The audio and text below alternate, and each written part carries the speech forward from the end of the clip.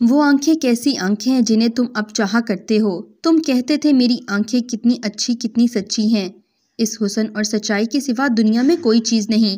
کیا ان آنکھوں کو دیکھ کر بھی تم فیض کا مصرع پڑھتے ہو؟ کبھی یہ بھی ہوا کسی لمحے تم سے روٹ کر یہ آنکھیں رو دیں اور تم نے اپنے ہاتھوں سے ان آنکھوں کو خشک کیا اور جھک کر چوم لیا؟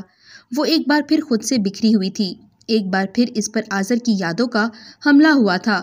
وہ بے بسی سے سسک اٹھی۔ 10 سال کم تو نہیں ہوتے کسی کو بھلانے کے لیے، وہ بھی کسی بے وفا کو بھلانے کے لیے، مگر پتہ نہیں کیوں وہ اس معاملے میں اتنی بے بس کیوں تھی؟ یادیں تھیں کہ آکٹوپس جو جکڑ لیتی تھیں اور خون چوستی تھیں۔ وہ آنسو بہا رہی تھیں۔ جب دروازہ کھلا تو نوریسا نے اندر جھانکا۔ بچو، اتنا اندھیرا، اف سو تو نہیں رہی تھیں؟ بھول گئیں آج شاہ بخت نے آنا تھا اور وہ پہنچ گیا ہے۔ آئے نہ ملیں اس سے، سچی اتنا ہینڈسم لگ رہا ہے، مجھے تو یقین ہی نہیں آ رہا کہ یہ وہی سوکھا سڑا شاہ بخت ہے جسے ہم سب شاہو کہا کرتے تھے۔ لائٹ آن کر کے وہ تیز تیز بولتی اس تک آئی، تب تک ماریا آنسو پہنچ کر خود کو نارمل کر چکی تھی، اور جب وہ بغیر کسی پس و پیش کے نوریسا کے ساتھ لاؤنج میں آئی تھی تو شاہ بخت سب گھر والوں کے درمیان ہنستے مسکراتے پایا۔ السلام علیکم میم، ہاؤ آر یو؟ وہ اس کے سامنے جھکتے ہوئے بولا تو ماریا مسکرا دی۔ ابھی تک نہیں بدلے، بالکل ویسے ہی ہو۔ آپ تو بدل گئی ہیں، شاہ بخت نے اس کے ملگجے سے حلیے کو دیکھتے ہوئے کہا۔ ہاں، بوڑھی ہو گئی ہوں نا؟ وہ کھوکھلی سی ہنسی تھی۔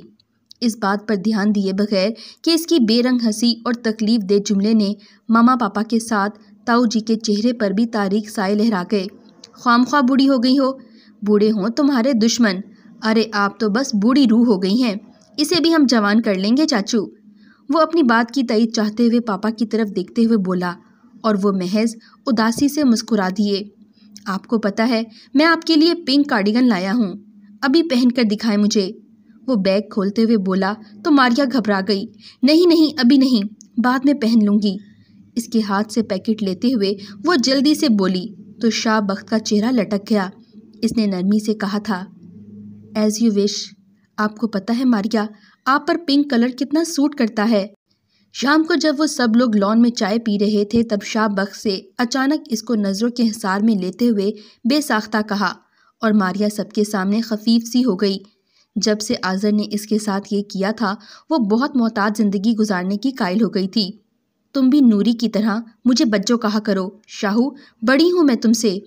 اس رسانیت سے کہنے پر وہ کھیکھی کرنے لگا۔ چاچو سنیں، بچو کیا کہہ رہی ہیں، دیکھنے میں صاف چھوٹی لگتی ہیں مجھ سے، لیکن میں تم سے چھوٹی نہیں ہوں، سمجھے؟ اس نے جتاتے ہوئے کہا اور جھٹکے سے وہاں سے اٹھ گئی۔ سب بے حد خاموش بیٹھے تھے۔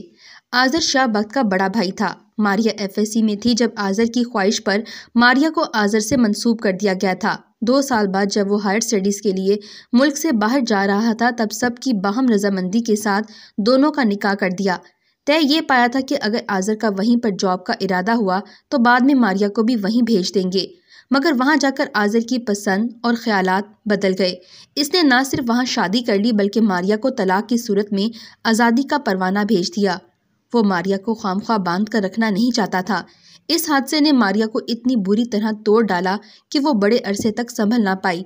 پاپا اور تاؤ کے سمجھانے پر اس نے اپنی تعلیم مکمل کی اور کالج میں لیکچرار بھی ہو گئی، مگر دوبارہ شادی کے بندھن میں بندھنے کو تیار نہ تھی۔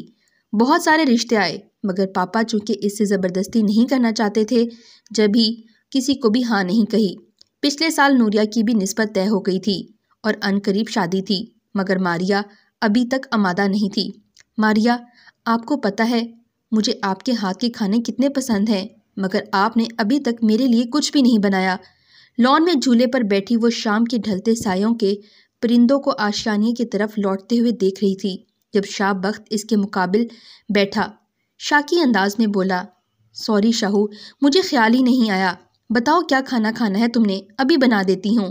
گڈ، یہ ہوئی نا بات، اب آپ تیار رہیں، کل ہم سب فارم ہاؤس جا رہے ہیں پکنک کے لیے۔ وہ اس کے ساتھ ہی کچن میں چلا آیا تھا۔ آپ کو پتہ ہے ماریا، آپ کی مسکراہٹ کتنی حسین ہے اور آپ نے اتنے عرصے تک اپنے پیاروں کو اس سے محروم رکھا۔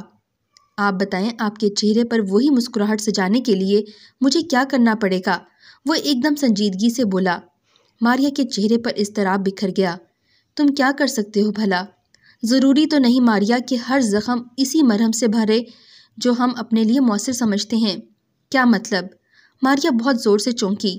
آپ بھائی کو بھول کیوں نہیں جاتی؟ میں اسے یاد کب رکھے ہوئے ہوں؟ مجھے نفرت ہے اس سے۔ وہ شدت سے جذبات سے چیخ اٹھی۔ شاہ بخت نے محض تسلی کی خاطر اس کا ہاتھ تھام لیا، مگر ماریا نے اسے زور سے جھٹک دیا۔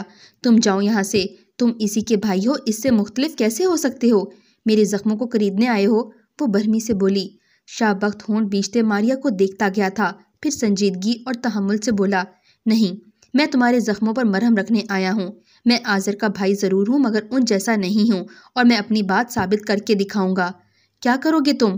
وہ سرد آواز میں بولی، آپ سے شادی کروں گا۔ شاہ بخت کے منہ سے نکلنے والی بات ماریا کو گنگ کر گئی۔ اس نے بے اختیار سلیب کا سہارا لیا۔ وہ کچھ کہنا چاہتی تھی، اس کو روکنا چاہتی تھی، مگر شاہ بخت پلٹ کر جا چکا تھا۔ آئے نا، وہاں تک واک کرتے ہیں۔ کافی کا بڑا سا مگ ہاتھ میں لیے وہ ٹیرس کی ریلنگ سے ٹیک لگائے کھڑی لا یعنی سوچوں میں گھری ہوئی تھی۔ جب اپنے کمرے سے نکلتا شاہ بخت اس کو دیکھ کر چلتا ہوا اس کے پاس آیا، ماریا نے چونک کر اسے دیکھا اور پھر بے نیازی سے منہ دوسری طرف کر لیا۔ کیا سوچنے لگی؟ ہر بات کو اتنا نہیں سوچتے پاگل لڑکی، وقت تیزی سے گزر جاتا ہے۔ اس کے لہجے میں معنی خیزی در آئی۔ وقت گزر چکا ہے، وہ جتا کر بولی۔ نہیں، میں نہیں سمجھتا۔ اس کا لہجہ ہنوز معنی خیز تھا۔ ماریا تپنے لگی۔ تم پاگل ہو، آپ کی محبت میں؟ وہ بولا، شاہو، زندگی مذاق نہیں ہوتی۔ میں بھی تو یہی کہہ رہا ہوں آپ سے کہ اس کو مذاق مت سمجھیں۔ آپ کو اچھے ساتھی، بہترین ہمسفر اور غم گسار کی ضرورت ہے، اور وہ تم نہیں ہو سکتے۔ اس بار ماریا نے طنزیہ انداز میں اس کی بات کو آگے بڑھایا تو وہ مسکرا دیا۔ یہی تو آپ نہیں سمجھتی، وقت ثابت کر دے گا میں آپ کے لیے کتنا بہترین شوہر ثابت ہوں گا۔ وہ اپنی بات پر زور دیتے ہوئے بولا تو ماریا جھنجھلا سی گئی۔ شاہو، مجھے غصہ مت دلاؤ، بہت فرق ہے میری اور تمہاری عمر میں، اور جلد تمہیں اپنے جذباتیت کا احساس ہوگا اور تم پچھتانے لگو گے، سمجھے؟ اور مجھے بتاؤ، کیوں کر رہے ہو تم؟ ازالہ کرنا چاہتے ہو اپنے بھائی کی زیادتی کا، یا ترس کھا رہے ہو مجھ پر؟ اس کے لیے یہ بات بہت اذیت کا باعث تھی کہ شاہ بخت نے اپنی اس خواہش کا اظہار گھر کے سب بڑوں کے سامنے بھی کر دیا تھا۔ کیا سوچتے ہوں گے سب؟ میں اور شاہو، مائی گاڈ! ازالہ صرف وہ کر سکتا ہے ماریا جس نے زیادتی کی ہو، اور میں نے کوئی زیادتی نہیں کی آپ کے ساتھ۔ اور رہی ترس کی بات، تو میں کیوں کھاؤں گا آپ پر ترس؟ آپ کوئی اپاہج ہو یا کم صورت ہیں؟ پھر اس ہمدردی کی وجہ؟ آپ کو یاد ہے میں بچپن سے آپ سے محبت کرتا آیا ہوں، اب بس محبت کا انداز بدل گیا ہے، تو آپ اتنی خفا کیوں ہو رہی ہیں؟ جہاں تک عمر کی بڑائی یا چھٹائی کی بات ہے تو ماریا، عمر آپ کے چہرے پر نہیں لکھی ہوئی، جو لوگ پڑھ لیں گے، اور اگر کسی کو پتہ بھی ہے تو آئی ڈونٹ کیئر، میں اس معاملے میں کسی کی نہیں، اپنی دل کی سننے کا قائل ہوں۔ ماریا، سب خدشے جھٹک دیں، میں دل کی پوری آمادگی سے آپ کو اپناؤں گا، اور ہمیشہ یہ دعا مانگوں گا کہ اس سے پہلے کہ آپ کا خدشہ ٹھیک ثابت ہو مجھے موت آ جائے۔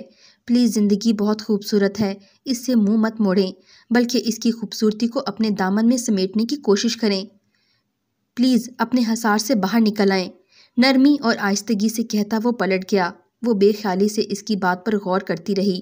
اس کی آنکھیں کہتی ہیں، حصار ذات سے باہر نکلو، تمنائے میری بن جاؤ، شب برباد سے نکلو، کبھی سچی سچی ہنسو، پرانی یاد سے نکلو، کنارہ تھام لو دل کا، چھوڑ دو ہر گلا، خیال یار اچھا ہے مگر جس نے وفا نہ کی، پلٹ کر بھی صدا نہ دو، دار فریاد سے نکلو، نہیں کوئی محبت بھی، ہجر بھی، رفاقت بھی، تو یہ دھڑکا سا کیسا، یہ وہم سا کیا، وہم کی گھاٹ سے نکلو۔ اس نے شاہ بخت کی بھیجی نظم پڑھی اور موبائل سائڈ پر رکھ کر بہت عرصے بعد مسکرائی۔ اس کی بات مان لینے کو جی چاہنے لگا۔ ایک عرصہ بتا دیا غم کی یاد میں، اب خوشی منانے کو جی چاہتا ہے۔ وہ جانتی تھی وہ عمر کے جس ملجگے حصے میں تھی، وہ کسی کی انمول چاہت، کسی معجزے سے کم نہ تھی۔ اس نے اپنا فیصلہ اللہ پر چھوڑا، اور اللہ کا فیصلہ ماننے میں قباحت کیسی؟